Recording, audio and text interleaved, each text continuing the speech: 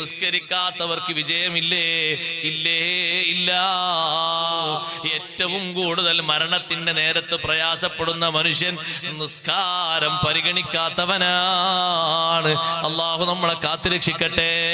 യാത്രയിലാണെങ്കിലും ശരി, നാട്ടിലാണെങ്കിലും ശരി, രോഗിയായിട്ടാണെങ്കിലും ശരി, നിസ്കാരം കൃത്യമായി നിർവഹിക്കണം. അതിന് വിട്ടുവീഴ്ച വരുത്തുന്ന സ്വഭാവം ഉണ്ടായിക്കൂടാ.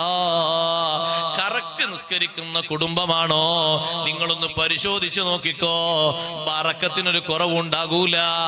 നിസ്കാരം കളാക്കുന്ന ആളുകൾ ഇടക്കിടക്ക് അവിടെ കയറി വിസിറ്റ് ചെയ്യുന്നുണ്ടോ? എന്നാൽ ബറക്കത്തിന് നല്ലോണം കുറവും കാണും. നമ്മൾ മാത്രം, ഒരാൾ വീട്ടിൽ ഉപ്പ മാത്രം നിസ്കരിക്കുന്നുണ്ട് പോരാ, ഉമ്മ മാത്രം നിസ്കരിക്കുന്നുണ്ട് പോരാ.